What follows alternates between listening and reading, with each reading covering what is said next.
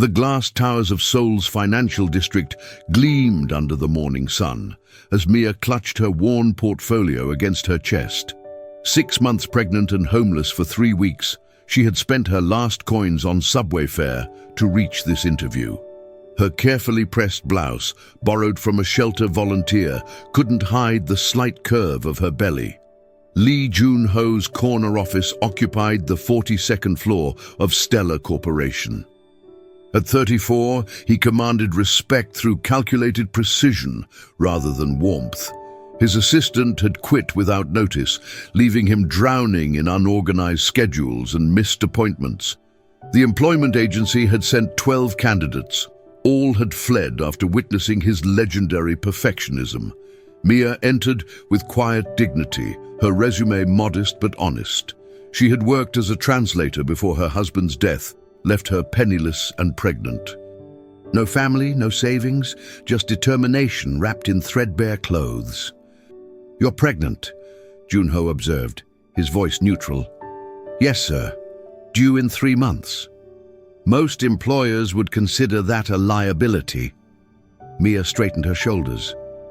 "Most employees don't work 16-hour days without complaint or speak 4 languages fluently." Something flickered in his dark eyes. Her directness surprised him. The other candidates had cowered or made excuses. This woman faced him with quiet strength despite obvious desperation. The position requires complete dedication, long hours, travel, absolute discretion. "I understand. You'll start Monday. Salary is negotiable based on performance." Mia's composure cracked slightly. "Thank you, Mr. Lee." As she left, Jun-ho wondered why he'd hired a pregnant homeless woman. Logic suggested it was a mistake. Yet something about her reminded him of his own mother's quiet resilience during their poverty-stricken childhood. Perhaps that's exactly what his sterile, efficient world needed. Mia arrived at 6:30 Monday morning, an hour before required. The security guard, surprised to see someone so early, directed her to the executive floor. She had spent the weekend at a women's shelter, studying the company's annual reports and memorizing Jun-ho's schedule preferences from the brief handover notes. Jun-ho found her organizing his chaotic filing system with methodical precision. Documents that had been scattered across 3 cabinets were now categorized, labeled, and cross-referenced. His coffee sat perfectly brewed on his desk, still steaming. "You're early," he said, loosening his tie. "I wanted to familiarize myself with your systems, sir." Her efficiency impressed him. Within hours, she had rescheduled conflicting appointments, translated a crucial contract from Japanese, and somehow made his impossible calendar actually functional. She moved carefully, one hand occasionally resting on her growing belly, but never complained or slowed down. By noon, Jun-ho realized he hadn't thought about his missing documents or double-booked meetings once. Mia anticipated his needs before he voiced them, prepared briefing materials without being asked, and handled demanding clients with diplomatic grace. "Where did you learn to manage executives?" he asked during a rare quiet moment. "My late husband was a diplomat. I often assisted with his work." The simple statement carried weight. Jun-ho noticed how she spoke of her husband, past tense, but with lingering love rather than bitterness. He found himself curious about her story, but maintained professional distance. That evening, as Mia gathered her belongings, Jun-ho noticed her worn shoes and the careful way she counted coins for subway fare. Something twisted in his chest, an unfamiliar sensation he quickly suppressed. Efficiency was all that mattered, nothing more. 3 weeks into her employment, Mia collapsed during a board meeting. The stress of homelessness, pregnancy, and 14-hour workdays had finally overwhelmed her body. Jun-ho found her unconscious in the conference room, her face pale and breathing shallow. The hospital emergency room buzzed with controlled chaos. Jun-ho paced the waiting area, his usual composure cracked. He had called the ambulance, ridden with her, and now faced the uncomfortable realization that he knew almost nothing about his assistant's personal life. No emergency contacts, no family, no permanent address. Dr. Kim emerged with a concerned expression. She's stable, but severely malnourished and exhausted. The baby is fine, but she needs proper rest and nutrition. Does she have somewhere safe to recover? Junho's jaw tightened. He had suspected Mia was struggling financially, but hadn't grasped the severity. I'll handle it. When Mia woke, she found Junho sitting beside her hospital bed, his expensive suit wrinkled from hours of waiting. Embarrassment flooded her cheeks. "Sir, I'm so sorry. I'll make up the lost time." "You're taking a week off," he interrupted. "Doctor's orders. I can't afford. It's paid leave, and I've arranged temporary housing." Mia stared at him, confused. The cold, demanding executive had vanished, replaced by someone almost caring. "Why?" Junho stood abruptly, uncomfortable with her gratitude. "I can't afford to lose a competent assistant. Consider it a business investment." But as he left, Mia caught something in his eyes that contradicted his harsh words. For the first time since her husband's death, someone had shown her genuine kindness without expecting anything in return. The furnished studio apartment overlooked a quiet courtyard in Gangnam. Nothing luxurious, but clean, safe, and infinitely better than the shelter. Mia ran her fingers along the small dining table, hardly believing this was temporary housing. The refrigerator was stocked with healthy food, and prenatal vitamins sat on the counter with a note. Doctor's recommendation. J.H. Junho had visited once to ensure everything met his standards. His inspection thorough but distant. He avoided looking directly at her, maintaining the pretense that this was purely professional necessity. Yet Mia noticed small details that betrayed his thoughtfulness. The apartment was on the ground floor to avoid stairs, located near a good hospital, and the lease was prepaid for 6 months. Her first day back at work, Mia arrived with homemade lunch for 2. Junho raised an eyebrow at the traditional Korean dishes arranged in his office. "You don't need to cook for me," he said, but his tone lacked its usual edge. "It's a small thank you. Besides, you've been surviving on convenience store meals." How did she know that? Junho realized Mia observed him as carefully as he observed her. She had noticed his irregular eating habits, his tendency to skip meals during stressful periods, his preference for simple foods over elaborate business dinners. They ate in comfortable silence, the first personal moment they had shared. Junho found himself relaxing, watching Mia's gentle movements as she served the soup. Her presence brought an unexpected warmth to his sterile office environment. "The apartment is perfect," Mia said quietly. "Thank you." Junho nodded curtly, but something had shifted between them. The rigid employer-employee boundary was beginning to blur, though neither was ready to acknowledge it yet. As autumn painted Seoul in golden hues, Mia's pregnancy became more pronounced. At 7 months, she moved with careful grace, one hand often supporting her lower back during long meetings. Junho found himself unconsciously adjusting his schedule to accommodate her needs: shorter days, more frequent breaks, lighter workloads. Their professional relationship had evolved into something resembling partnership. Mia's insights proved invaluable during negotiations, her diplomatic experience helping Junho navigate complex international deals. She softened his harsh edges without compromising his authority, translating his demands into requests that yielded better results. One evening, working late on a merger proposal, Mia suddenly gasped and pressed her hand to her belly. Junho looked up from his laptop, alarmed. "The baby's kicking," she explained, smiling softly. "Very active tonight." Without thinking, Junho asked, "May I?" The question surprised them both. Mia hesitated, then nodded. Junho approached slowly, his hand hovering uncertainly over her belly. When she guided his palm to the right spot, he felt the strong kick against his fingers. Wonder replaced his usual controlled expression. That's incredible. She's going to be a fighter, Mia said, then caught herself. I mean, the baby. She? Mia blushed. I had an ultrasound. It's a girl. Junho kept his hand there longer than necessary, feeling the life growing beneath his palm. Something profound shifted in his chest, a protective instinct he'd never experienced. This wasn't just his assistant anymore. This was Mia, carrying a daughter who would soon enter a world that could be cruel to women without protection.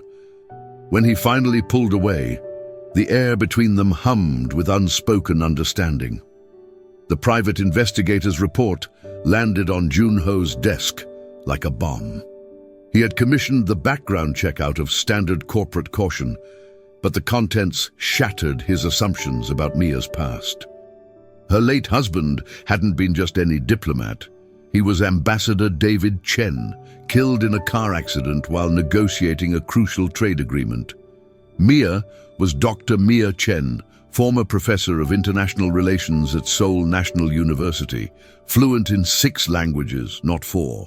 She had published papers on economic diplomacy and advised government officials on Asian trade policies. The financial records told a devastating story. David's death had triggered a cascade of legal complications. His diplomatic immunity had protected certain investments that became worthless without his status. Creditors had seized their assets, leaving Mia with massive debts and no income. Her pregnancy had made finding academic work impossible. Junho stared at her university photo, confident, polished, wearing an elegant suit while lecturing to a packed auditorium. The contrast with the desperate woman who had entered his office months ago was stark. That evening he found Mia in his office, organizing files with her usual meticulous care. She looked up with her gentle smile, unaware that he now knew her true background. "You were a professor," he said quietly. Her smile faded. The file folder slipped from her hands, papers scattering across the floor. "You investigated me." Standard procedure for senior positions. Mia knelt carefully to gather the papers, her movements stiff with hurt and embarrassment. "I never lied about my qualifications. You never mentioned your doctorate or your husband's position, or that you're overqualified for this job by about 20 years. She straightened slowly, dignity intact despite her obvious distress. "Would you have hired me if you'd known?" The brilliant professor reduced to begging for assistant work. The question hung between them, loaded with implications neither was ready to explore. Junho couldn't sleep that night. He kept thinking about Mia's expression when she realized he'd investigated her, the flash of betrayal quickly masked by resignation. She had grown accustomed to disappointment, he realized. Life had taught her to expect the worst from people. The next morning, he found her resignation letter on his desk. Neat, professional, effective immediately. No explanation beyond personal circumstances. His chest tightened with an emotion he couldn't name. He found her in the small break room, packing her few personal belongings into a worn handbag. Her movements were careful, controlled, but he could see the tremor in her hands. "I don't accept your resignation," he said. "You can't force me to stay." "You're right, but I can ask." The words felt foreign in his mouth. Lee Junho didn't ask. He commanded. "I handled the investigation poorly. I should have been direct." Mia paused, her back still turned. "You needed to know if I was trustworthy." "I understand. That's not why I did it." The admission surprised him. "I wanted to understand you, your strength, your resilience. How someone loses everything and still shows up every day with grace." She turned then, her eyes bright with unshed tears. "I show up because I have no choice. Grace is just survival wearing a prettier mask." "No," Junho said firmly. "I've seen survival. I lived it as a child. What you have is different. You choose kindness when the world has given you every reason to be bitter." The silence stretched between them, heavy with unspoken truths. Finally, Mia spoke. "Why does it matter to you?" "Because you've changed everything," he thought. "Because this sterile office feels like home when you're here. Because I've started looking forward to Monday mornings for the first time in years. Because good assistants are hard to find," he said instead. The contractions started during the quarterly board meeting. Mia tried to ignore the tightening sensation, focusing on taking notes as Junho presented the merger proposal. But when the pain intensified, she couldn't suppress a small gasp. Junho's eyes found hers across the conference room. One look at her pale face and white-knuckled grip on her pen told him everything. He smoothly concluded his presentation and called for a 15-minute recess. "Hospital. Now," he murmured, helping her to her feet. "It's too early," Mia whispered, fear creeping into her voice. "She's not due for 3 weeks. Babies don't follow schedules." The ride to the hospital blurred past in a haze of pain and panic. Junho held her hand, his usual composure cracking as he watched her struggle. He had faced hostile takeovers and billion-dollar negotiations without flinching, but seeing Mia in pain undid him completely. Dr. Kim met them at the emergency entrance. "Labor is progressing quickly. We need to get her upstairs immediately." As they wheeled Mia toward the delivery room, she caught Junho's sleeve. "If something happens to me, nothing will happen. Promise me you'll make sure she's okay. Promise me she won't end up alone." The desperation in her voice cut through him like a blade. "I promise, but you're going to be fine. Both of you." Hours passed in the waiting room. Junho paced, called his lawyer to draft emergency guardianship papers, and made arrangements he hoped would never be necessary. When Dr. Kim finally emerged with a tired smile, Junho's knees nearly buckled with relief. "Congratulations, you have a healthy daughter." The words hit him strangely. Not "Mia has a daughter" or "the baby is fine." "You have a daughter," as if he belonged in this moment. The baby was perfect, tiny, wrinkled, with a shock of dark hair and her mother's delicate features. Mia cradled her daughter against her chest, tears streaming down her face as she whispered soft words in Korean. Junho stood in the doorway, uncertain. This felt too intimate, too personal for someone who was supposedly just an employer. But when Mia looked up and smiled through her tears, he couldn't bring himself to leave. "Would you like to hold her?" Mia asked softly. Junho approached carefully, as if the baby might break under his touch. When Mia placed the warm bundle in his arms, something fundamental shifted inside him. The baby's tiny fingers wrapped around his thumb with surprising strength, and her dark eyes seemed to focus on his face with ancient wisdom. "What's her name?" he asked, his voice rougher than usual. "Hana. It means one in Korean. She's my one hope, my one chance to do something right." Junho looked down at baby Hana, then at Mia's exhausted but radiant face. "She's beautiful."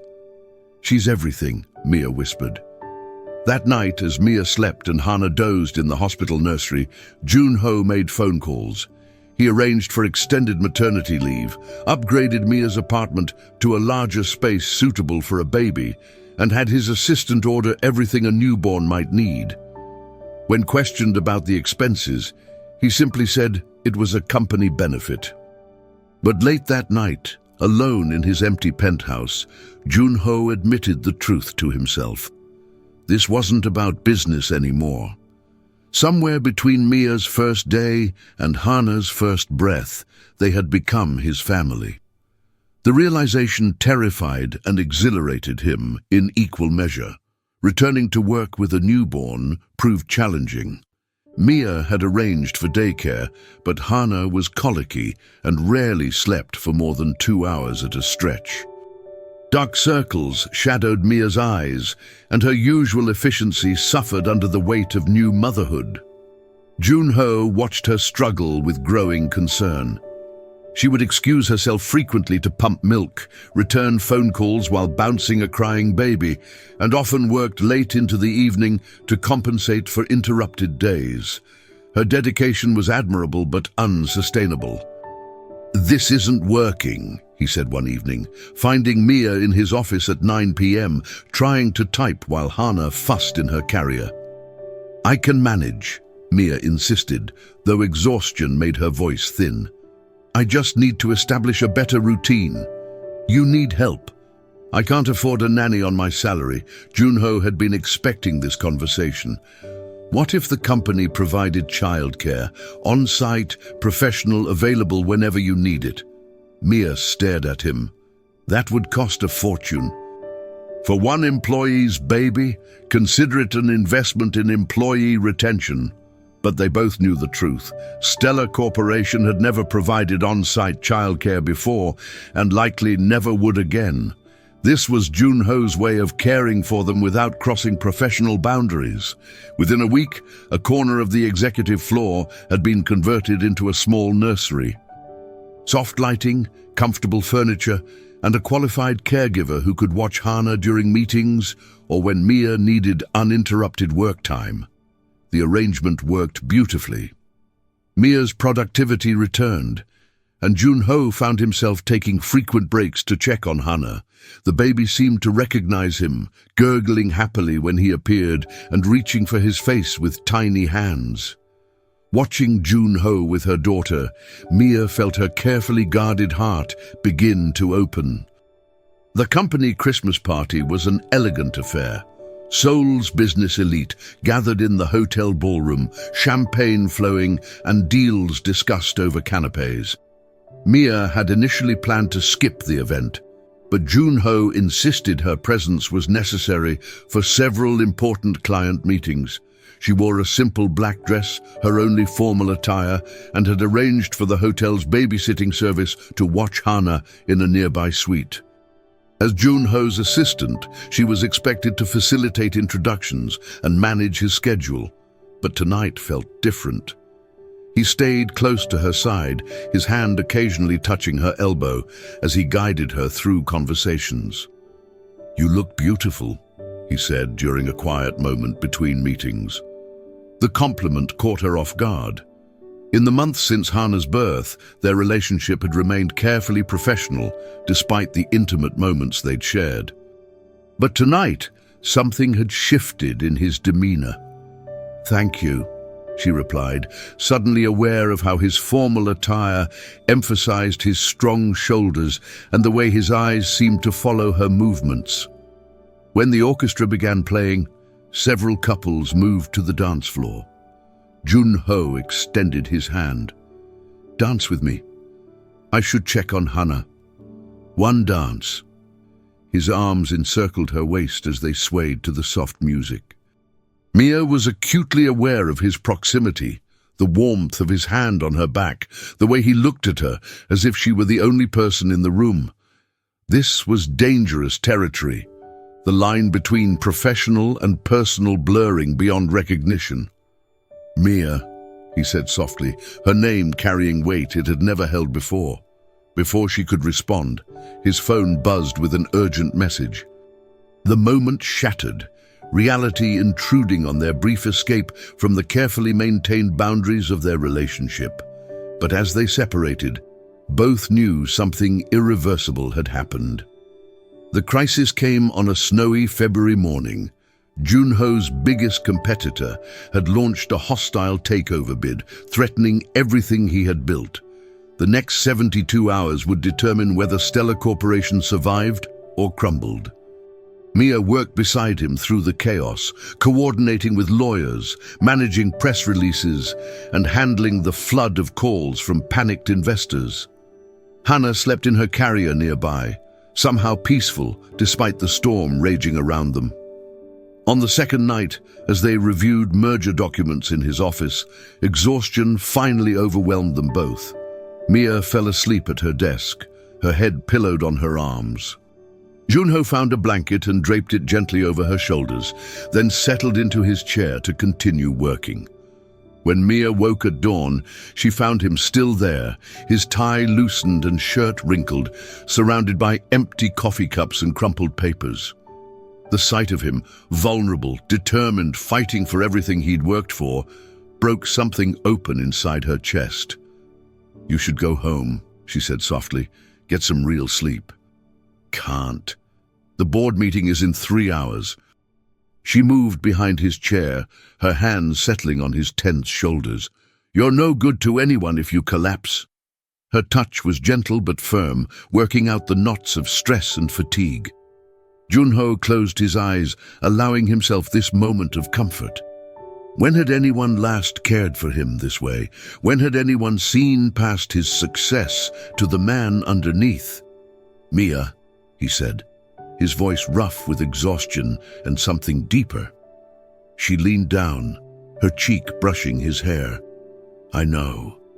The words hung between them, loaded with everything they couldn't say. They were crossing a line that couldn't be uncrossed, but neither had the strength to pull away. When Hana stirred in her carrier, the spell broke. But the intimacy remained, a new understanding that would change everything. The takeover attempt failed, but the victory felt hollow. Junho stood in his office, watching the city lights twinkle below, and realized that success meant nothing without someone to share it with. The realization had been building for months, but tonight it crystallized into undeniable truth. He was in love with Mia, not just attracted to her competence or grateful for her loyalty. He loved her quiet strength, her gentle humor, the way she hummed softly while working. He loved watching her with Hana, the fierce protectiveness that transformed her delicate features. He loved how she had brought warmth to his cold, efficient world without asking for anything in return. But loving her meant acknowledging the vast gulf between them. He was her employer, her lifeline out of poverty. Any romantic overture would be tainted by the power imbalance, the question of whether her response was genuine or born from gratitude and necessity. The next morning, Mia noticed his withdrawal immediately. He was polite, but distant, their easy camaraderie replaced by formal courtesy. When she asked if something was wrong, he deflected with work discussions. Days passed in this strange new tension. Mia felt the loss of their closeness like a physical ache. Had she misread the signals? Had her moment of intimacy during the crisis crossed a boundary he couldn't forgive? Finally, she confronted him. "What happened? What did I do wrong?" "Nothing," Junho said, his voice carefully neutral. "I think it's best if we maintain professional boundaries." The words hit her like a slap. Professional boundaries. After everything they'd shared, he was reducing her to just an employee again. "I see," she said quietly. "Of course, you're absolutely right." But as she turned away, Junho caught the flash of hurt in her eyes and realized his attempt to protect her had only caused more pain. Spring arrived early that year, cherry blossoms painting Seoul in delicate pink. Mia had given her notice, a real one this time, with a month's transition period and a new job lined up at an international consulting firm. Her qualifications, combined with her experience at Stellar Corporation, had made her a sought-after candidate. Junho accepted her resignation with professional grace, though something died in his eyes when she handed him the letter. They worked together through her final weeks with painful politeness, both pretending their hearts weren't breaking. On her last day, Mia packed her personal items while Hana played in the office nursery. 8 months old now, the baby had taken her first steps in this room, spoken her first words, while Junho was reading quarterly reports aloud. This place held all their precious memories. "I've prepared a comprehensive handover document," Mia said, placing the folder on his desk. "Your new assistant should find everything clearly organized." "Thank you." Junho's voice was steady, but his hands trembled slightly as he accepted the file. As Mia gathered Hana and her belongings, she paused at the door. Thank you for everything, Mr. Lee, for giving me a chance when no one else would, for Hannah's nursery, the apartment, the opportunities. I'll never forget your kindness. Mia, wait. The words escaped before he could stop them. She turned, hope flickering in her eyes. He struggled with the words that could change everything or destroy what little remained between them. I hope you'll be happy. The hope died. Goodbye, Junho. As the elevator doors closed behind her, Junho realized he had just made the biggest mistake of his life. Love wasn't about protection or propriety. It was about courage, the courage to risk everything for the chance at something real. He had let his fear cost him everything that mattered. But perhaps it wasn't too late to fix his mistake.